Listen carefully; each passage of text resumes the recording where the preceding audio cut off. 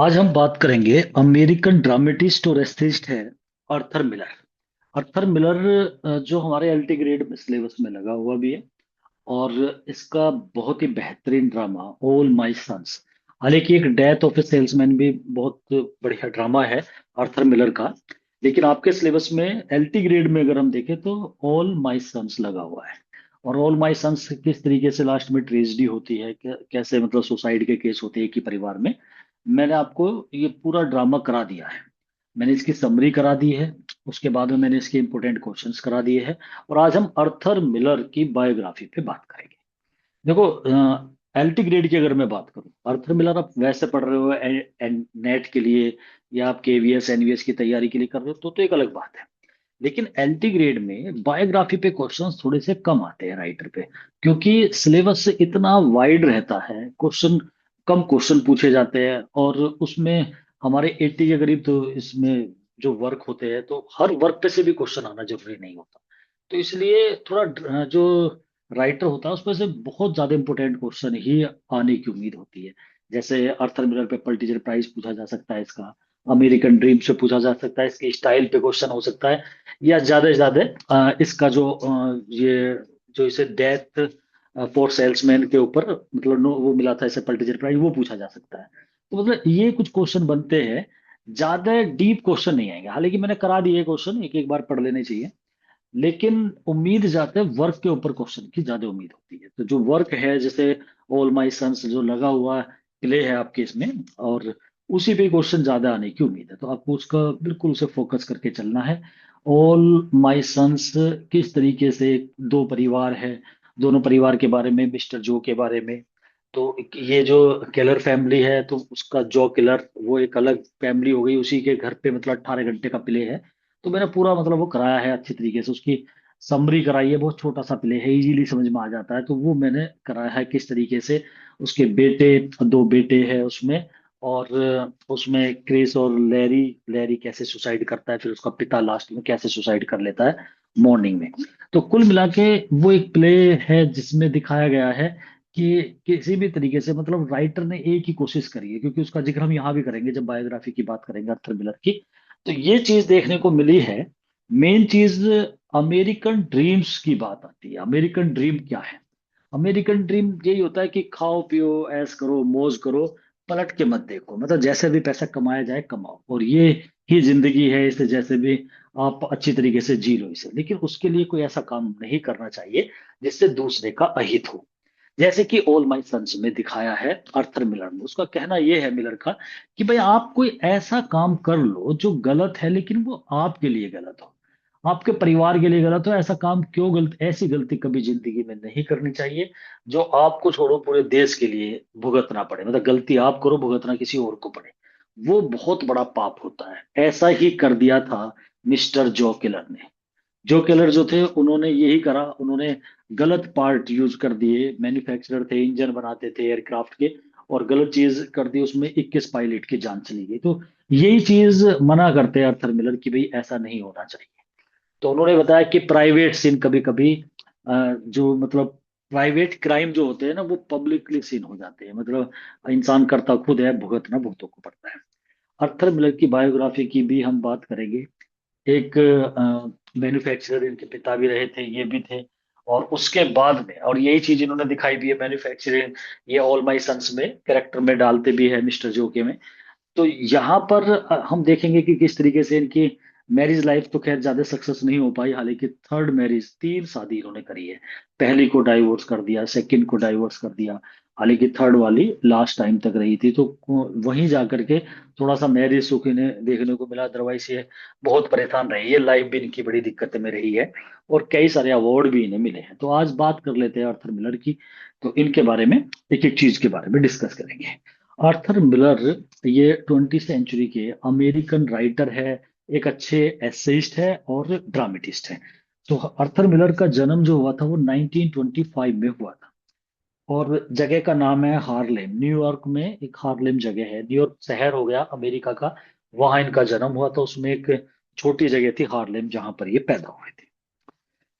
तो पूरा कंप्लीट नाम अगर इसका देखे प्ले राइट का, तो अर्थर असर मिलर है, मतलब पूरा नाम भी पूछ लिया जाता है, तो ये क्वेश्चन भी इंपॉर्टेंट है। हालांकि जन्म को नहीं याद करना आपको, क्योंकि इतने सारे राइटर का किस किस का जन्म आप याद करोगे, तो मतलब ये जरूर कर लेना इनका कंप्लीट नेम, जो फुल नेम है। तो अर्थर मिलर तो आपके है ही, उसमें अर्थर असर मिलर हो जाता है। आर्थर मिलर जो है वो एक अमेरिकन प्ले राइट, और प्ले राइट के साथ साथ एक एसेइस्ट भी है 20वीं सेंचुरी के। और मेन जो इन्होंने फेम प्राप्त करी है वो एज ए प्ले राइट करी है, मतलब ड्रामेटिस्ट के रूप में जाना जाता है इन्हें। और इनके बड़े बेहतरीन ड्रामे हैं, और जैसे मैं बता रहा था डेथ ऑफ ए सेल्समैन भी इनका बहुत ही अच्छा ड्रामा है। और ऑल माई सन्स भी बढ़िया ड्रामा है। The modern American drama has three great dramatist. अगर हम देखें मॉडर्न अमेरिकन ड्रामेटिस्ट, तीन बड़े बड़े नाम होते हैं। जिस तरीके से जब हम नॉवलिस्ट की बात करते हैं इंडियन में, तीन नाम बड़े नाम आते हैं ना, राजा राव का नाम, मुल्कराज आनंद का, ऐसे यहाँ पर भी तीन बड़े नाम आते हैं। अर्थर मिलर का, यूजिन ओ नेल का, और टेनेसी विलियम्स का। अच्छा, यूजिन ओ नेल भी आप पढ़ोगे, नेल मैं इसके बाद ही पढ़ाऊंगा आपको। इसका प्ले है द हेरी एप। वो भी थोड़ा थोड़ा अर्थर मिलर को और नेल को, जब हम दोनों को पढ़ते हैं ना, दोनों का सोचने का नजरिया, मतलब वर्क इसी तरीके के डालते हैं दोनों के दोनों। मतलब एक प्रॉब्लम क्रिएट करते हैं कैपिटलिस्ट, क्योंकि इंडस्ट्री इंडस्ट्री बहुत ज्यादा बढ़ रही थी, और जो इंडस्ट्रियलिस्ट होते हैं वो लेबर को कुछ समझते नहीं है। तो जब मैं नेल का द हेयरी ऐप आपको कराऊंगा, उसमें भी आप यही देखोगे कि मतलब गरीब व्यक्ति अमीरों में एडजस्ट नहीं हो पा रहा है। और अर्थर मिलर का भी यही है कि भाई अमीर जो होते हैं ना, वो गरीबों को कुछ नहीं समझते। ये बहुत ज्यादा चल रहा था इस समय, क्योंकि इंडस्ट्री बहुत बढ़ रही थी। कैपिटलिज्म वाली बात, जो मार्क्स की थ्योरी भी है, कि ये कैपिटलिस्ट जो होते हैं ना, जो पूंजीवादी होते हैं, ये किसी भी सूरत में अपने खांचे में, अपने अपने सर्किल में ये गरीबों को बर्दाश्त नहीं करते। वही मार्क्स की थ्योरी भी थी कि भाई ये अलग ही है बिल्कुल, मतलब वो एक्सप्लॉइटेशन देखने को मिलता है हमेशा लेबर क्लास का। तो ये चीज अर्थर मिलर और ओ नेल दोनों के वर्क में देखने को मिलती है। अब यहाँ पर मॉडर्न अमेरिकन ड्रामा जो है वो, उसके अंदर तीन बड़े नाम आते हैं, अर्थर मिलर का, यूजिन ओनेल का, और टेनेसी विलियम्स का। ये तीन नाम बड़े नाम है अमेरिकन ड्रामेटिस्ट में, वो भी मॉडर्न एज के। तो इसमें दो तो आपके सिलेबस में ही लगे हुए हैं। ये ज्यू परिवार से था, मिडिल क्लास फैमिली थी इसकी। और मतलब थोड़ा ना इतना अमीर गरीब, मतलब एक थोड़ा सा नीचे तबके का ही था जो अर्थर मिलर था। हिज फादर इसाडोर मिलर जो थे, was also a prosperous manufacturer. वो भी एक मैन्युफैक्चरर थे, मतलब जैसे चीजों को बनाने वाले, क्रिएट करने वाले, लेकिन एक छोटे स्तर के, लेकिन काफी प्रसिद्ध थे। उनकी मदर जो थी, अगस्टा बैरेट मिलर थी, वो एक छोटे स्कूल में पढ़ाया करती थी। मतलब इतना बड़ा लंबा चौड़ा परिवार नहीं था, छोटे स्तर पे ही काम चल रहा था। जॉन कोपलैंड जो है उनके सिस्टर का नाम है, कोई याद नहीं करना आपको। Miller was more interested in sports than school. School की अपेक्षा स्पोर्ट में ज्यादा थे। ये मिलिट्री में भी मतलब ज्वाइन हुए, लेकिन घुटने में दिक्कत थी, तो इस वजह से वहां से निकाल दिया गया था इन्हें। तो कुल मिलाकर के स्पोर्ट की तरफ को मतलब ये ज्यादा थे पढ़ाई की अपेक्षा। उन्होंने यूनिवर्सिटी ऑफ मिचिगन, यूनिवर्सिटी है अमेरिका की, वहां इन्होंने पढ़ाई करी है। तो मिचिगन यूनिवर्सिटी, इसका अवार्ड भी मिला है इन्हें। तो मिचिगन यूनिवर्सिटी में इन्होंने आगे की पढ़ाई करी थी अपनी। मिलर ने लगभग 10 मेजर प्लेस, बड़े 10 बढ़िया मेजर प्ले लिखे, एक नॉवेल लिखा है, शॉर्ट स्टोरी भी, फिल्म स्क्रिप्ट भी लिखा करते थे, और क्रिटिकल एसेज भी इन्होंने लिखे हैं। मतलब हर जगह अपना हाथ आजमाया है, लेकिन ज्यादा फेमस ये एज ए ड्रामेटिस्ट हुए हैं। मिलर भी खुद अपने आप में एक मैन्युफैक्चरर थे, तो छोटी चीजों को मैन्युफैक्चर करते थे। Miller has emerged as a crusader against the exploitation, ये इनकी थीम है। मतलब जो ये लिखा करते थे, किस चीज पे लिखते थे, अब उस चीज को देख लो आप। क्रूसेडर जो होता है ना, वो होता है जैसे धर्म धर्म के लिए लड़ाई लड़ना, मतलब एक तरह से युद्ध लड़ना। धर्म युद्ध लड़ने को बोलते हैं क्रूसेडर। तो ये अमर्स माना होता है उभर के आए एक क्रूसेडर के रूप में, मतलब जैसे किसी धर्म युद्ध लड़ रहे हैं, जैसे आपको धर्म के लिए कहा जाए कि जैसे जिहाद आपने सुना होगा ना, ऐसा होता है कि भाई हमें अब ये लड़ाई लड़नी है। तो एक तरह से इन्होंने लड़ाई लड़ी, अगेंस्ट किस चीज के खिलाफ लड़ाई लड़ी है इन्होंने? The exploitation of the ordinary citizen. इन्होंने देखा कि चारों तरफ एक्सप्लोइटेशन था ऑर्डिनरी सिटीजन का, मतलब साधारण जो सिटीजन होते हैं ना, उनका एक्सप्लोइटेशन। तो उनका जो है मतलब एक तरीके से एक्सप्लोइट किया जा रहा था, पीड़ित किया जा रहा था। इन ए सिस्टम, उस सिस्टम में वो एक्सप्लॉइट किए जा रहे थे। डोमिनेटेड था, जो प्रभावशाली था, एंड गवर्न था बाय द कैपिटलिस्ट।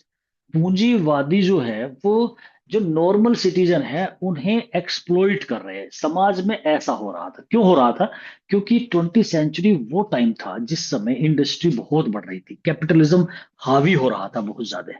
तो अब यहाँ पर दो धड़ों में, मतलब समाज को दो धड़ों में बांट लिया था। एक पूंजीवादी वालों का होता था और एक जो समाजवादी या जो कॉमन पर्सन होते हैं, तो उन्हें पूंजीवादी। आज भी अगर हम देखें, अपने इंडिया की बात करें, तो जितना टोटल पैसा पूरे इंडिया पे है, उसमें से केवल 5-7% कैपिटलिस्ट जो है, वो 90%, 5% आदमी 90% जो है पैसा अपने हाथों में लिए हुए है। बिल्कुल ऐसे ही जो कैपिटलिज्म बहुत ज्यादा इस समय 20वीं सेंचुरी में था, ज्यादातर सभी राइटर जो इस टाइम के थे इन चीजों को दिखाते थे। ओ नेल का भी आप देखोगे तो उसने भी अपना द हेरी ऐप लिखा है। उसमें आप देखोगे बिल्कुल यही है कि मतलब निम्न व्यक्ति को, जो नीचे दर्जे के, जो लेबर क्लास पर्सन होते हैं, उन्हें जो कैपिटलिस्ट है, जो इंडस्ट्रियलिस्ट है, वो उन्हें बिल्कुल भी फेस नहीं कर रहे। मतलब उन्हें उन्हें उनका एक्सप्लॉइटेशन कर रहे हैं। उन्हें बिल्कुल टॉलरेट ही नहीं कर पाते, एडजस्ट नहीं करते कहीं भी। तो उनका बहुत ज्यादा शोषण होता है। यही चीज फिर हमने इंडियन लिटरेचर जब करते हैं तो मुल्क राज आनंद में देखा था कि वो भी इसी तरीके से दिखाता था। जैसे उसने कुली अपना एक नोवेल डाला कि भाई देखो, कहीं वो एडजस्ट ही नहीं हो रहा था। उसने इस तरीके की, फिर वो थोड़ा छुआछूत, अनटचेबल लिखा उसने। तो वो भी चीज दिखाई है कि मतलब कुछ ऐसे नोवेलिस्ट होते हैं, कुछ ऐसे ड्रामेटिस्ट होते हैं जो अपने समय में जो हो रहा होता है उसे दिखाते हैं, वो करंट प्रॉब्लम्स को दिखाते हैं। जैसे गाल्सवर्दी के आप प्ले देखो, उन्होंने दिखाया है कि कैसे निम्न में और उच्च में जब अगर बात आती है, उन्होंने जस्टिस प्ले लिखा तो जिसमें दिखाया कि किस तरीके से मतलब जज भी, जुडिशरी भी जो है ना, वो भी पार्शियलिटी दिखाते हैं। अमीरों के लिए कुछ और फैसला हो जाता है, गरीबों के लिए कुछ और होता है। सिल्वर बॉक्स भी आपने देखा होगा उनका प्ले, जिसमें किस तरीके से मतलब जो गरीब है उसे सजा दे देते हैं और जो अमीर है उसे छोड़ देते हैं। तो ये चीजें देखने को मिलती है। मिलर एक क्रूसेडर के रूप में निकले, मतलब एक आंदोलनकारी, अगेंस्ट किसके? कि भाई जो ये एक्सप्लॉइटेशन चल रहा था ऑर्डिनरी सिटीजन को, ये जो सिस्टम था ना कैपिटलिज्म वाला, उसके वो जो पूरा सिस्टम गवर्न था, पूरा समाज में जो नियम है ना, उसे कैपिटलिस्ट जो है वो चला रहे थे। और उसमें एक्सप्लॉइटेशन हो रहा था ऑर्डिनरी सिटीजन का। तो उन्हें कहीं ना कहीं पीड़ित किया जा रहा था, एक्सप्लॉइटेड किया जा रहा था, शोषण हो रहा था उनका। उसके खिलाफ लड़ाई लड़ी है मिलर ने। अब लड़ाई ऐसी नहीं लड़ी है इन्होंने कि भाई ये हड़ताल कर ली या कुछ ऐसा। इन्होंने मतलब राइटिंग में लड़ी है, इन्होंने अपने वर्क लिखे हैं इस तरीके। Miller was never a card holding member of the communist party. कुछ व्यक्ति क्या होते हैं, दिखावे के लिए होता है। जैसे अभी भी कुछ हिंदू धर्म के वे बने हुए हैं कि भाई हमने हिंदू युवा वाहिनी हो गई, या फिर विश्व हिंदू परिषद, कि भाई हमने हिंदुओं का ठेका ले रखा है। लेकिन कुछ वाकई धर्म के लिए लड़ाई लड़ते हैं, उन्हें किसी पार्टी की जरूरत नहीं होती, जो मतलब उन्हें मेंबर बनने की जरूरत नहीं, कुछ दिखावे के लिए करते हैं। तो मिलर ने एक मेंबरशिप होती थी, कम्युनिस्ट पार्टी थी। कम्युनिस्ट पार्टी जो होती है, जो सबको बराबर, कि भाई सबका इक्वल राइट्स होना चाहिए, उनका ये मुद्दा था। तो ये उसके मेंबर नहीं बने थे कभी, इन पे कार्ड होल्डर नहीं थे ये। लेकिन ही वाज कम्युनिस्ट, लेकिन दिल से ये कम्युनिस्ट थे। कम्युनिस्ट होते हैं साम्यवादी, मतलब जिन्हों समाज में जो सबको बराबर हित देखे सबके लिए, तो ऐसे ये कम्युनिस्ट थे बाय हार्ट। लेकिन शोबाजी में नहीं थे, दिखावे के लिए नहीं थे। ये मेंबर नहीं थे कम्युनिस्ट पार्टी के, लेकिन बिना उसके भी ये कम्युनिस्ट थे। कन्वेंशनल रियलिज्म जो था, कन्वेंशनल होता है, ये वर्ड ध्यान रखो, बहुत आता है लिटरेचर में, अनकन्वेंशनल, कन्वेंशनल। कन्वेंशनल और ट्रेडिशनल एक ही बात होती है। कन्वेंशनल का मतलब होता है परंपरागत, ट्रेडिशनल भी वही जो पहले से चला आ रहा है। जो रियलिज्म होता है, कन्वेंशनल रियलिज्म, इसका मतलब जो पहले राइटर है, पुराने राइटर है, वो क्या होता है, परंपरागत मतलब पुराने, वो रियलिज्म दिखाते हैं, वास्तविकता। वो आपको देखी जा सकती है, वो रियलिज्म मिलर के प्ले में भी है, मतलब वो वास्तविकता दिखाते हैं। मिलर यूज्ड सिंपल, इनकी साधारण, कॉलिक्वल माने होती है आम बोलचाल की जो भाषा होती है, साधारण आम बोलचाल की भाषा यूज करते हैं। Direct and dramatic language in his place, वो प्ले के अंदर डायरेक्ट, बिल्कुल सीधी, घुमावदार नहीं होती, और ड्रामेटिक लैंग्वेज अपने प्ले में यूज करते हैं। आम व्यक्तियों की बोलचाल की जो भाषा होती है ना वो यूज करते हैं। ज्यादा आर्टिफिशियलिटी, ज्यादा बनावट हो, वो सब चीजें या उच्च वर्ड यूज करना वो नहीं करते। सिंपल आम व्यक्तियों की, जैसे विलियम वर्ड्सवर्थ की पोइट्री में भी देखने को मिलती है कि बिल्कुल man to man language use करते हैं। मिलर को अवॉर्डेड किए गए थे वो पल्टीजर प्राइज। अब जो ओनियल की अभी मैं बात कर रहा था, उन्हें 4 बार पल्टीजर प्राइज मिला है, मतलब 4 बार, जैसे रॉबर्ट फ्रॉस्ट को मिला था।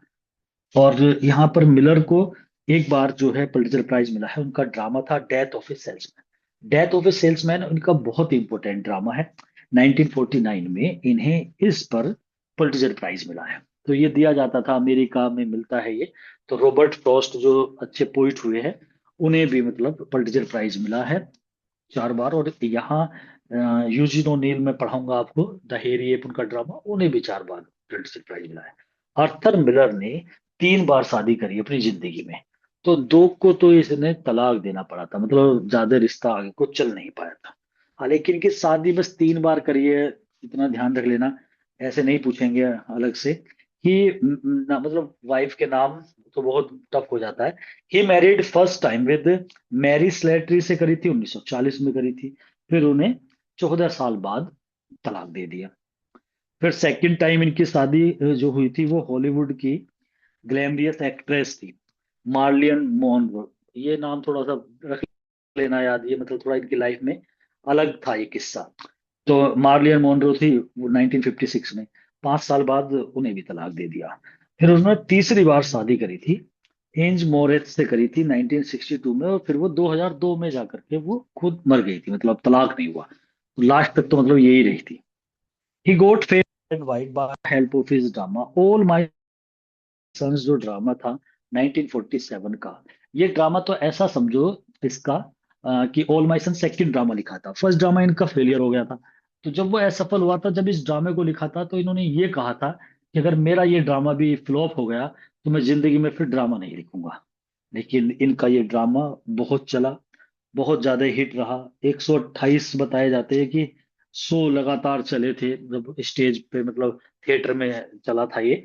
कॉर्नर थिएटर था जिसमें ये बहुत लंबा चला, मतलब हटा ही नहीं था। तो जैसे फिल्म चलती है इस तरीके से थिएटर में लगा रहा, क्योंकि थोड़ा सा वर्ल्ड वार सेकंड से जुड़ा हुआ था ऑल माय सन्स। और किस तरीके से 21 पायलट की जो मौत हुई थी वो हकीकत में भी हुई थी। और फिर आर्थर मिलर ने उसी को बेस बना के उस स्टोरी को, इस ड्रामे को लिखा था। तो ऑल माय सन्स बहुत ही इंपॉर्टेंट वर्क रहा, और इससे काफी फेम प्राप्त करी थी आर्थर मिलर ने। मिलर को एवेरी हॉपवुड अवार्ड मिला था for his play no villain. एक प्ले था इनका जिसमें का नाम है नो विलन, या उसका दूसरा टाइटल था दे टू अराइज 1937 में। इस पे इन्हें अवार्ड मिला था, एवेरी हॉपवुड अवार्ड। ये एवेरी हॉपवुड जो है नाम है एक प्ले राइट का, जो मिचिगन यूनिवर्सिटी में ही मतलब ये पढ़े हैं। और इनका जो ये एक स्कॉलरशिप टाइप में, मतलब लगभग 1,20,000 डॉलर के करीब इसमें अवार्ड में मिलता है। मतलब एक स्कॉलरशिप होती है ये इसी यूनिवर्सिटी में जो पढ़ते हैं उन्हें मिलता है, जो अच्छे वर्क लिखते हैं, मतलब जो थोड़े से जिनके वर्क बड़े इंपॉर्टेंट होते हैं। तो वहीं पर मिला था ये मिलर को ये अवार्ड, उसने अचीव करा। जो एवेरी हॉपवुड अवार्ड था, नाम भी एक प्ले राइट का है, उसी के नाम से होता है। उसने अपनी जायदाद का 5वां हिस्सा मतलब जो है नाम कर दिया था यहाँ पर, जब से वो अवार्ड चला ही आ रहा आज तक भी, मतलब ये अवार्ड चल रहा। Miller received the Saint Louis literary award भी इन्हें मिला है फ्रॉम सेंट लुइस यूनिवर्सिटी से 1980 में, मतलब एक अवार्ड इन्हें ये भी मिला है। Honours and dawn is the first play of Miller 1936 में ये लिखा था, सक्सेस नहीं हो पाया, लेकिन all my sons super duper hit रहा है इनका। A playwright provides answers by the questions. ये खुद मिलर कहते हैं कि जो एक प्लेराइट होता है ना, जो ड्रामेटिस्ट होता है, वो क्या करता है, वो आंसर देता है क्वेश्चंस के। वो प्रोवाइड्स आंसर प्रोवाइड करता है बाय द क्वेश्चंस।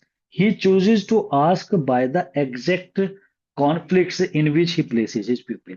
वो उन क्वेश्चन के आंसर देता है अपने ड्रामे में। कौन से क्वेश्चन के? ये खुद मिलर कह रहे हैं कि एक ड्रामेटिस्ट क्या करता है।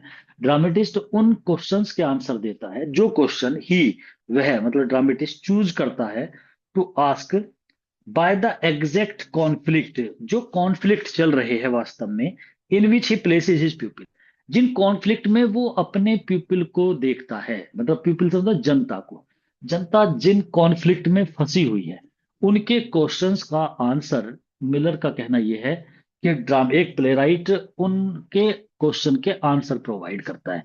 भाई जैसे हमें ये पता है समाज में ये चीजें बहुत चल रही है, जैसे आज के टाइम में बहुत ज्यादा है, आप देखो मिलावटखोरी चल रही है। मिलावटखोरी, आप प्रदूषण, ये गंदा हवा, वो प्रदूषित हो रही है, पॉल्यूटेड हो रही है। आप सब्जी खाने चले जाओ, वो सब पॉल्यूटेड है। आप फ्रूट्स ले लो, सब पॉल्यूटेड है। मतलब ये बड़ा एक टेंशन वाला समस्या हो गई। अब ऐसे में कोई प्ले राइट हो, कोई ड्रामेटिस्ट हो, और वो ड्रामा लिखे, इस चीज को, समस्या को ध्यान में रखे कि भी पब्लिक के ये क्वेश्चन एराइज हो रहे हैं, उनका आंसर दे अपने ड्रामे से। क्योंकि हम अलग अलग व्यक्तियों को जाके अपनी बात नहीं बता सकते, तो हमें क्या करना पड़ेगा, अपने आप ही क्वेश्चन माइंड में फिट करके, कि हम रहे तो समाज में ही रहे ना, हमें पता कैसी प्रॉब्लम चल रही है, जैसे करप्शन की कुछ चल रही है तो आप उसके ऊपर, तो वे एक कहानी ऐसी बना दो कि करप्शन से जुड़ी हुई, उसमें उसका आंसर दो, जो पब्लिक पूछना चाह रही है उसके आंसर प्रोवाइड कर दो। ऐसा मिलर का कहना था। एज ए टीनेजर, टीनेजर वही 13 से 19 तक की एज के व्यक्ति को कहते, मतलब इमेच्योर जो होता है। मिलर डिलीवर्ड ब्रेड, जब वो छोटा था, मतलब 13 14 साल का, 15 साल का, तो ब्रेड देता था, डिलीवर करता था, क्योंकि छोटा परिवार था। भाई एक निम्न घर में ही पैदा हुआ है, कोई ज्यादा ऊंचे घर में नहीं हुआ था। Bread every morning before school to help the family, वो ब्रेड डिलीवर करता था। जैसे डबल रोटी वगैरह होती है ना, इसे जैसे आपने देखे होंगे सेल्समैन होते हैं, तो इसे बांटता था वो पैसे कमाने के लिए, न्यूज़पेपर बांटते हैं, ऐसे ये ब्रेड डिलीवर करता था। Miller was exempted from military service, ये मिलिट्री सर्विस में भी गया, वहां से एग्जेम्प्ट कर दिया गया, निकाल दिया गया था वर्ल्ड वॉर 2 में। कारण क्या रहा था, हाई स्कूल में, जब ये हाई स्कूल में पढ़ता था तो फुटबॉल खेलते समय इंजरी हो गई थी। इसके लेफ्ट नी कैप होता है, घुटने का जो कैप होता है ना, ऊपर का, कटोरी कह दो उसे, तो वो उसमें दिक्कत थी इसकी, तो उसकी वजह से वहां मेडिकल होता है मिलिट्री में, तो इसे निकाल दिया था। तो इसका मन था कि मैं भी लड़ूं देश के लिए, मतलब ऐसा। और इसने देखो वो चीजें अपने वर्क में डाली, ऑल माई सन्स में, क्योंकि ये खुद अंदर से पैट्रियटिज्म वाली भावना है इसकी, तो इसने अपने प्ले में भी वो चीज दिखाई है, वो फीलिंग दिखाई है। 1965 में मिलर को इलेक्ट करा गया, चुना गया, द फर्स्ट अमेरिकन प्रेसिडेंट, ये पहला अमेरिकन प्रेसिडेंट, अध्यक्ष बना था पैन इंटरनेशनल का। ये PEN पैन जो होता है, इसमें पोइट्स होते हैं, ई से एसेइस्ट होते हैं, एन से नोवेलिस्ट होते हैं। तो पोइट्स, एसेइस्ट और नोवेलिस्ट की एक मंडली होती है, मतलब एक ग्रुप है, जो एक मतलब सभी, ये पैन इंटरनेशनल जो होता है, सारे ये यहाँ का ग्रुप है, इसका अध्यक्ष बनाइए। इनका काम होता है कि एंकरेजमेंट करना, पब्लिक के अंदर बढ़ावा देना लिटरेचर को। और ये अलग अलग कंट्री में इनकी शाखाएं हैं। तो यहाँ ये प्रेसिडेंट बना था, ए पोजीशन, ऐसी position which he held for 4 years, 4 साल तक ये इस पद पे रहा भी था।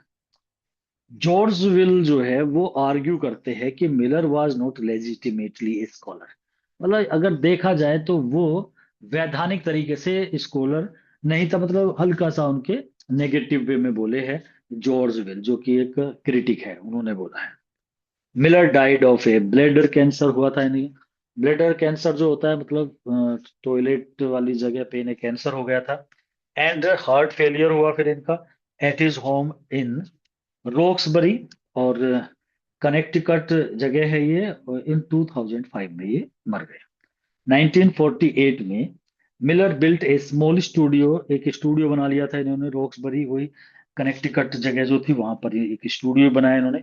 1999 में Miller was awarded the Dorothy and Lillian Gish prize भी मिला, one of the richest prize of in arts, ये कलाओं, जो कला में सभी चीजें आती है, जो कला में जो महान होते हैं उन्हें मिलता है। गिवन एनुअली दिया जाता है टू ए मैन और वुमेन, किसी को भी मिल सकता है, who has made an outstanding contribution, जिन्होंने अच्छा योगदान दिया हो, to the beauty of the world and to mankind's enjoyment and understanding of life, जिंदगी को अंडरस्टैंड करने में, एंजॉय में, और या ब्यूटी ऑफ वर्ल्ड में कहीं कंट्रीब्यूशन करा हो। तो एक कलात्मक तरीके से, चाहे कोई, जैसे होता है ना कि मतलब चाहे कोई म्यूजिशियन है, चाहे मतलब किसी भी कला में आप महान हो, एनुअली दिया जाता है, तो एक बार इन्हें ये भी मिला है।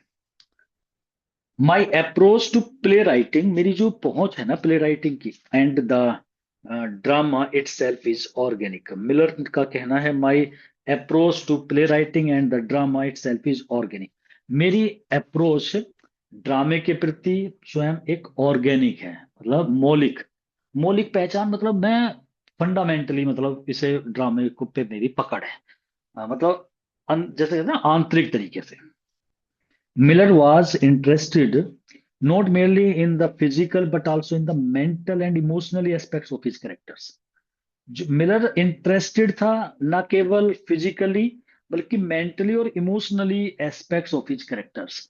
जो कैरेक्टर डालता है मिलर अपने ड्रामे के अंदर, उनके ये उनके केवल फिजिकल उसमें इंटरेस्ट नहीं रखता, बल्कि इमोशनली मेंटली उन सब में इंटरेस्ट रखता है। मतलब ये ध्यान रखता है अपने कैरेक्टर्स को इस तरीके का डालता है जो इमोशनली भी और वो मेंटली, मतलब उनके माइंड और इमोशन उन सब पे अच्छी पकड़ रखता है, उस पर ध्यान रखता है, उसमें इंटरेस्ट लेता है कि भाई किस तरीके के कैरेक्टर्स मैं अपने प्ले में डाल रहा हूँ। केवल उनके स्ट्रक्चर से ही मतलब नहीं होता है। बड़े वर्क अगर हम देखें इसके मिलर के, they too arise, a view from a bridge, a memory of two Mondays, focus, don't read, short story, American club, ये कुछ नाम है, हालांकि आपको एलटी ग्रेड के लिए इतना इंपॉर्टेंट क्वेश्चन नहीं है। He wrote his second play, अब ये दूसरा प्ले था, ऑल माय सन्स।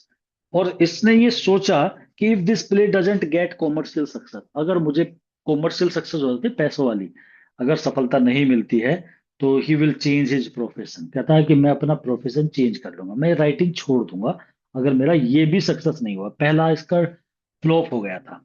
ये प्ले जो था गॉट कॉमर्शियल सक्सेस, इसमें सफलता मिली, and it change the life of Miller. अब मिलर ने तो अपना प्रोफेशन चेंज नहीं करा, लेकिन इस प्ले ने मिलर की लाइफ चेंज कर दी। मतलब इतना पैसा कमवाया और फेम। अर्थर मिलर का ऑल माई सन जो है, मतलब ये पूरा नाम है। एक तो अर्थर मिलर का प्ले होता है ऑल माई सन्स, एक अर्थर मिलर्स ऑल माई सन्स, ये टाइटल है पूरा का पूरा। ये एक वर्क है जो निज म्यूजिकल, जो इंडियन पोइट है, उन्होंने एक वर्क लिखा है और पूरा टाइटल दिया अपने वर्क को, अर्थर मिलर्स ऑल माय सन्स। तो ये भी क्योंकि निजिम भी आपके सिलेबस में है और ये भी दोनों है, तो पढ़ लेना इस क्वेश्चन को। हिज प्लेज एक्सपोज, जो मिलर प्ले लिखता है अपना, वो एक्सपोज करते, दिखाते हैं, शो करते हैं the illusion of the American dream and it's destructive impact on families. जो एग्जाम्पल्स दिखाते हैं अमेरिकन ड्रीम का, मतलब इसके प्ले के अंदर अमेरिकन ड्रीम देखने को मिलता है। अमेरिकन ड्रीम को मैं बार बार आपसे कहता हूं कि इस बात को आप ढंग से आपको ध्यान रखना है, क्योंकि जो राइटर्स है अमेरिकन प्ले राइट जितने भी हुए, अमेरिकन ड्रीम की वहां पर बात होती है। ये एक ऐसी फ्रेज है, अमेरिकन ड्रीम होता है कि वहां के व्यक्तियों का ये ड्रीम है। अमेरिकन ड्रीम का मतलब होता है कि हमें एंजॉय करना चाहिए लाइफ को, बहुत ज्यादा गेनिंग करनी चाहिए, प्रॉपर्टी गेन करनी चाहिए, वेल्थ गेन करनी चाहिए, और हमें कैसे भी पैसा कमाना चाहिए। ये होता है अमेरिकन ड्रीम। और इसी ड्रीम के चक्कर में इंसान बहुत सारा अहित कर देता है अपने दूसरों का, अपने परिवार में। अमेरिकन ड्रीम उसे बढ़ाने के लिए तो कभी कभी अपने परिवार का हित कर देता है, कभी पड़ोसियों का कर देता है और कभी समाज का कर देता है। उसके प्ले ये दिखाते हैं कि जो एग्जाम्पल देते हैं American dream and it's a destructive impact. American dream का विनाशकारी इम्पैक्ट पड़ता है फैमिली के ऊपर। बिल्कुल यही चीज अर्थर मिलर के इस प्ले में देखने को मिली है, ऑल माई सन्स में। और डेथ ऑफ ए सेल्समैन में भी यही है, बिल्कुल सेम यही है कि इंसान ज्यादा कमाई के चक्कर में इतना गलत कर जाता है। तो मिस्टर जो किलर का जो कैरेक्टर है, जो एक कंपनी चला रहे हैं मैन्युफैक्चरिंग की, और अपने दोस्त के साथ मिल करके चलाते हैं, तो अपने दोस्त स्टीव को भी धोखा देते हैं, अपने परिवार को भी नहीं बता रहे हैं, गलत काम कर दिया, इंजन में गलत मटेरियल सप्लाई कर दिया, 21 पायलट मर गए किसी भी तरीके से, जब तो जान बचा ली। जैसे ही इनके बेटे को पता लगता है मेरे पिता ने ऐसा कर दिया, तो उसने सुसाइड कर ली, वो मर गया। तो अब मतलब ये देखो कि कितना बुरा काम हुआ, मतलब परिवार ही खत्म हो गया जिसके लिए तुम कमा रहे थे। बाद में वो यही कहता है कि बताओ मैंने अपना बेटा ही खो दिया। तो मतलब अपने परिवार पे भी उसका इम्पैक्ट पड़ता है। तो कुल मिलाकर के अमेरिकन ड्रीम जो है वो डिस्ट्रक्टिव है, और वो कभी कभी परिवार भी उजाड़ देता है खुद का ही। मिलर के जो प्रोटेगनिस्ट होते हैं, जो हीरो होता है, मतलब जो सेंट्रल कैरेक्टर होता है, ओफन सफर, वो ज्यादातर कष्ट झेलते हैं due to self deception rather than faith. वो भाग्य की अपेक्षा, सेल्फ डिसेप्शन होता है स्वयं, डिसेप्शन माने धोखा देना। मतलब वे अपने मतलब उन्हें धोखा मिलता है, कुल मिला के मतलब वे फेट के अपेक्षा, भाग्य की अपेक्षा उन्हें धोखा दिया जाता है, इस तरीके से वो सफर करते हैं। तो मतलब एक तो होता है कि भाई इंसान ठीक है, भाग्य ने उसके साथ गलत कर दिया और उसके साथ ट्रेजेडी हो गई। एक है कि उसके साथ उसने किसी के साथ धोखा करा या उसे धोखा मिला, तो धोखे की वजह से वो सफरिंग मतलब सफर झेलते हैं। Guilt and moral accountability. Guilt तो अपराध हो गया, मोरल अकाउंटेबिलिटी होता है कि उत्तरदायित्व, नैतिकता का उत्तरदायित्व। ये रिकरिंग थीम्स होती है मिलर के वर्क में। मिलर के वर्क में देखने को मिलता है कि कोई अपराध, इंसान कोई गलती करता है, जैसे ऑल माय सन्स में है, तो उसने मिस्टर जो ने गलती करी, वो गिल्ट था। एक मोरल अकाउंटेबिलिटी उस पे टिकती है कि एक जवाबदेही है नैतिकता की, कि भाई तुमने ऐसा क्यों करा, तुमने मतलब देश को भी ना देखा कि भाई देश के लिए गद्दारी कर दी तुमने, अपने हित के लिए, कुछ पैसे कमाने के लिए तुमने इंसानों के 21 इंसानों की बलि दे दी। तो ये केवल इसी प्ले में नहीं है, अर्थर मिलर अपने प्ले के अंदर ज्यादातर मोरल अकाउंटेबिलिटी और गिल्ट जो है ऐसी थीम को लेता है। मिलर ने एम्फेसाइज करा है, प्रभाव डाला है ट्रुथ पे as a painful. Truth painful तो होता है, मतलब कोई सच्चाई में दर्द होता है, बट नेसेसरी फोर्स है इन ह्यूमन लाइफ में। जरूरी है, ये नेसेसरी फोर्स होती है ह्यूमन लाइफ में। ट्रुथ में दर्द होता है, पेनफुल होता है, लेकिन जरूरी है। लेकिन इंसान ट्रुथ का रास्ता छोड़ देते हैं और वो गलत तरीके को अपना लेते हैं। ये चीज मिलर दिखाता है कि अगर ट्रुथ का रास्ता अपनाया जाए तो वो पेनफुल जरूर होता है, लेकिन वो ह्यूमन लाइफ में जरूरी है, पर उसे इंसान उसे नहीं अपनाते हैं। ही बिलीव्ड ड्रामा शुड अवेकन। ऐसा विश्वास था मिलर का कि जो ड्रामा लिखा जाता है ना, उसे अवेकन करना चाहिए। अगर हम ड्रामा लिख देते हैं ना, वो जगाए ऑडियंस के सोशल अवेयरनेस को, सामाजिक जागरूकता को बढ़ावा दे। इसका मतलब आप ऐसा प्ले मत लिखो एंटरटेनमेंट करा और पब्लिक चली गई। ऐसा लिखो कि आपकी अवेयरनेस बढ़े। मतलब कुछ मूवी आपने देखी होगी इस तरीके की होती है जिनसे कुछ सीख मिलती है हमें, कि भाई हम फिल्म देख के आए, हमारे मन भाई ऐसा नहीं करना चाहिए या ऐसा करना चाहिए। हमने जैसे थ्री इडियट मूवी देखी है, ज्यादातर सभी ने देखी है, उसमें दिखाया गया है कि इंसान को अपने बच्चों के लिए मतलब उन्हें थोड़ा फ्री रखना चाहिए, जिसमें जो टैलेंट है उसे उसी की तरफ ले जाना चाहिए। ऐसा नहीं करना चाहिए कि हम जो है उस पर कोई चीज थोप दे। इम्पोज कभी नहीं करना चाहिए कि भाई आप कोई बनना चाह रहा है क्रिकेटर और हम उसे ले जा रहे हैं टीचर बना रहे हैं, तो वो गलत है। एक तो ये सीख देने की कोशिश करी है ड्रामेटिस्ट ने या डायरेक्टर ने, और दूसरा उसमें ये भी दिखाया है कि हमें रट्टा फिकिसन नहीं करनी चाहिए। अगर आप स्टूडेंट हो तो आप कम पढ़ो, लेकिन समझ के पढ़ो। ये नहीं कि आप ज्यादा पढ़ने से कोई प्रभाव नहीं होता उस चीज का। तो ये कुछ चीजें मतलब इसमें दिखाई गई है। थ्री इडियट मूवी मतलब काफी लेसन देती है, समझ देती है आपको। और बीच में देखो एंटरटेनमेंट के लिए चीजें डाली जाती है, वो एक अलग बात है। तो ऑडियंस में सोशल अवेयरनेस जागृत करने के लिए ड्रामा ऐसा होना चाहिए। ड्रामा कह दो, मूवी कह दो, नॉवेल कह दो, जो भी आप लिख रहे हो तो वो ऐसा होना चाहिए। ऐसा मानना अर्थल मिलर का है। मिलर ने रीसेव कर दिया, आकृति चेंज कर दी, पुनः सेव बताए अमेरिकन ट्रेजिडी की, by making the common man A tragic hero. इन्होंने कॉमन मैन को ट्रेजिक हीरो बनाया है, तो उससे इन्होंने एक जो ट्रेजिडी की एक आकृति होती है ना, वो चेंज कर दी। आप देखो विलियम शेक्सपियर की ट्रेजिडी उठाओ, उसमें जब भी ट्रेजिडी होती है महान व्यक्ति की ट्रेजिडी देखने को मिलती है, कॉमन मैन की नहीं। क्योंकि शेक्सपियर का मानना था, और शेक्सपियर का क्या, ये तो क्लासिकल राइटर, एरिस्टोटल जैसे व्यक्ति जो थे उनका भी कहना था ट्रेजिक हीरो होना चाहिए। और ट्रेजिक हीरो मतलब अपनी गलती से उसका डाउनफॉल हो, लेकिन वो बहुत ज्यादा मतलब राजा महाराजा होना चाहिए। कि इतने बड़े व्यक्ति जब मरते हैं तभी तो इंसान को दर्द होता है, कॉमन पर्सन की डेथ पे क्या ट्रेजिडी, इस पे तो कोई रोएगा भी नहीं, परेशान भी नहीं होगा। अर्थर मिलर ने अमेरिकन ट्रेजिडी को रिसेव करके by making a common man को एक ट्रेजिक हीरो बनाया है।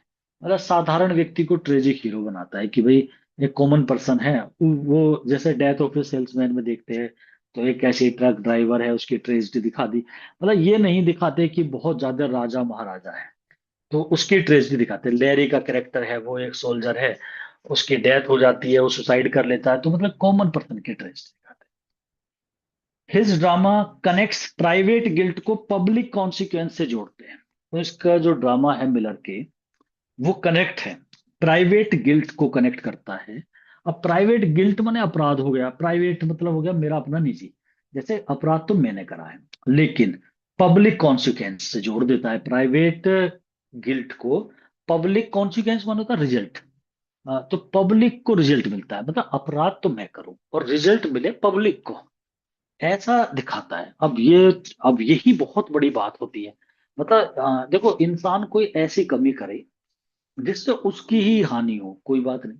जैसे सपोज करो आप हेमलेट हेलमेट लगा नहीं रहे हो, आप उससे जा रहे हो, मतलब बाइक से, और हेमलेट लगना चाहिए, लेकिन आपने नहीं लगाया। हेलमेट, सॉरी मैं हेमलेट कह रहा हूँ, हेलमेट आपने नहीं लगाया, लेकिन हेलमेट लगा के चलना चाहिए, आपको सीट बेल्ट लगानी चाहिए। तो इससे क्या है, ये दूसरे के लिए दिक्कत नहीं है, खुद आपके लिए है। अगर आपने नहीं भी करा तो भी गवर्नमेंट उसका फाइन रखती है, केवल आपकी जान बचाने के लिए। लेकिन वो इतना बड़ा भी क्राइम नहीं है कि उस पर कोई अपराध ठोक दिया जाएगा आपके ऊपर। तो मतलब ये ऐसा नहीं है कि उससे आपसे हर्जाना लिया जाएगा केवल आपकी लाइफ बचाने के लिए। ऐसा नहीं है कि आप पे कोई क्राइम, कि आप बहुत बड़ा क्राइम कर रहे हो। आप दूसरों के लिए हित नहीं कर रहे ना उसमें कुछ भी, अपने बस आपकी जान की सेफ्टी के लिए वो होता है। तो कुछ तो ऐसी कमियां होती है, जैसे मान लिया सपोज करो मैं बीड़ी गुटखा शराब पी रहा हूँ। शराब में तो होता है दूसरों को कुछ कह देना, लेकिन मैं अपने तक ही सीमित तो पी रहा हूँ तो कोई बात नहीं है। लेकिन अगर मैं ऐसा अपराध कर दूं जिससे दूसरों को भी हानि हो, तो दिक्कत वाली बात होती है ना। जैसे मैं चोरी कर लूं, मैं चोरी मैं कर रहा हूं दूसरे के घर में, तो उसका नुकसान कर दिया ना मैंने, तो वहां गलती है। ऐसे ही काम ये, जैसे मैन्युफैक्चरिंग वाला ऑल माई सन्स में, अब उसने अपनी कमाई के चक्कर में एक एयरक्राफ्ट में गलत पार्ट लगा दिया इंजन में, और उसमें 21 पायलट मर गए। तो बताओ कितनी बड़ी गलती रही, तुम थोड़े से पैसे कमाने के चक्कर में तुमने ऐसा कर दिया। तुमने अपने कोई सीक्रेट है, इंटेलिजेंस इंटेलिजेंस जो होते हैं, ब्यूरो जो होते हैं, इनके किसी व्यक्ति को दिख गया, उसने पैसे में सारी चीजें बता दी अंदर की बातें, तो पैसों का लालच में आपने ऐसा अपराध कर दिया जिससे आपके देश को खतरा था। देश का खतरा तो मतलब ये हो गया कि पूरे आपके पूरे पॉपुलेशन को खतरा हो गया, तो ऐसे काम तो गलत ही है। तो कुल मिलाकर के ऐसा काम नहीं करना चाहिए। लेकिन अर्थर मिलर ये दिखाता है, वो अपने ड्रामे को में कनेक्ट करता है प्राइवेट गिल्ट को पब्लिक कॉन्सिक्वेंस से कनेक्ट करता है। ना इंसान करता प्राइवेट में गलती है, लेकिन उसका अपराध कॉन्सिक्वेंस जो रिजल्ट होता है ना, वो पब्लिकली होता है। मिलर के प्लेज दिखाते हैं, एक्सपोज करते हैं जो moral cost of material success. Material मतलब मेटेरियलिज्म, मेटेरियलिज्म मतलब भौतिकवाद, जो सफलता प्राप्त होती है ना, उसकी मोरल कॉस्ट देनी होती है। इसका मतलब एक तरीके से वो ये कहना चाह रहा है कि ज्यादा पैसा वही कमाता है जो जमीन बेच के कमाता है। मोरल कॉस्ट चुकानी होती है, नैतिकता के कॉस्ट पर मेटेरियल सक्सेस मिलती है। मतलब आप एक नंबर के पैसे से ज्यादा भौतिकवादी, मतलब इंडस्ट्रियलिस्ट ज्यादा नहीं बन सकते। उसके लिए आपको 2 नंबर का पैसा कमाना पड़ेगा। एक नॉर्मली बोला भी जाता है कि भाई इतना पैसा तो कोई एक नंबर से नहीं कमा सकता। तो वही होता है, मिलर के प्ले ये चीज दिखाते हैं कि जो मोरल कॉस्ट होती है ना, वही मोरल कॉस्ट होती है मेटेरियल सक्सेस की। तो नैतिकता जो है वो चुकानी पड़ती है, कॉस्ट देनी पड़ती है, अगर आपको भौतिकवादी सफलता प्राप्त करनी है।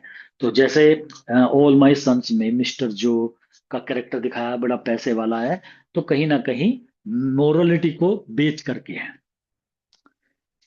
His tragedies are rooted in ethic conflict rather than destiny। जो ट्रेजेडी है, मिलर ने ज्यादातर ट्रेजेडी लिखी है, आर रूटेड, उसकी जड़ें जो है ना ट्रेजेडी की, इन इथिकल कॉन्फ्लिक्ट में है। इथिकल होता है नैतिकता का कॉन्फ्लिक्ट, विवाद, रेदर देन डेस्टिनी। भाग्य से कुछ नहीं है, मतलब फेट वाला बात नहीं है, इथिकल कॉन्फ्लिक्ट है। इसकी ट्रेजेडी में देखते हैं नैतिकता, मतलब इंसान जो है ना, वो कुछ गलत काम कर रहा है, लोभ में, ग्रीड, लालच, ये सब चीजें इन चक्रों में गलत काम करता है, उसी कॉन्फ्लिक्ट से ट्रेजेडी होती है, ना कि फेट से नहीं है कुछ भी, कि इंसान बढ़िया है उसके साथ गलत हो गया, वो चल रहा है एकदम कुछ वो समुद्र में गिरा मर गया, फेट का दिखा दिया कुछ, ऐसा ऐसा नहीं दिखाता। कोई एक्सीडेंट हो गया, वो दिखाता है कि उसने गलती करी, वो भी कमाई के चक्कर में, लालच में, इथिकल कॉन्फ्लिक्ट की वजह से ट्रेजेडी को दिखाया था। तो ये थे इसके बारे में, अर्थर मिलर के बारे में। मतलब हमें उसका कंसेप्ट थोड़ा सा पता लगा। उसने अमेरिकन ड्रीम को दिखाया है कि जो ये अमेरिकन ड्रीम के पीछे व्यक्ति भागते हैं ना, वो विनाशकारी है और वो फैमिली तक पे इम्पैक्ट डालता है। एक तो ये चीज ध्यान रखनी है, उसका पुलिटिकल प्राइस भी याद रखना है आपको। और मिलर जो है एक कॉमन परिवार से जुड़े हुए थे, उनकी स्टाइल का ध्यान रखना है कि वो कोलिकल लैंग्वेज है उनकी, बिल्कुल डायरेक्ट बोलते हैं, सिंपल लैंग्वेज यूज करते हैं अपने प्ले के अंदर। और ऐसा दिखाते हैं प्ले की, जो ज्यादातर ट्रेजेडी लिखते हैं। और अपने प्ले में उन्होंने मतलब ये चीज दिखाई है कि इंसान प्राइवेट गलती करता है लेकिन भुगतनी सबको पड़ती है। और एक तरीके से कैपिटलिज्म, जो पूंजीवादी है, जो कैपिटलिस्ट है, वो एक्सप्लॉइट कर रहे हैं कॉमन पर्सन का। ये ज्यादातर थीम निकल के आती है in the place of Arthur Miller. तो आपको मिलर को कर लेना है। इसकी मैंने 3 वीडियो बना दी है। एक मैंने आर्थर मिलर की जो अभी ये है ही वीडियो बायोग्राफी के ऊपर है, और एक वीडियो मैंने आर्थर मिलर का जो हमारा प्ले है ऑल माय सन्स, उसके कैरेक्टर के बारे में बताई है, उसके कैरेक्टर के बारे में उसकी समरी बताई है। और एक उसके इंपोर्टेंट क्वेश्चन थे 100 के आसपास। तो यहाँ पर जो, बल्कि इसकी समरी तो मैंने आपको बताया था जब कराई थी, कि एक यही ऐसा प्ले है जिसके कैरेक्टर को बताते बताते समरी खत्म हो जाती है, मतलब अलग से कहानी नहीं बतानी पड़ती। तो उसे आप देख लोगे तो समरी तो इजीली आपकी छोटी सी है, कंप्लीट हो जाएगी। और इस तरीके से मतलब ये 18 घंटे की कहानी है एक छोटी सी, उसे आप पढ़ लेना एक बार तो क्लियर हो जाएगी।